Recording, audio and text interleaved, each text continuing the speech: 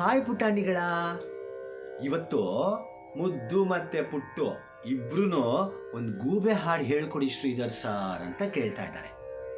ಕಲಿತೀರೇನೋ? ಹೇಳ್ಕೊಡಿ Sridhar sir. Okay okay.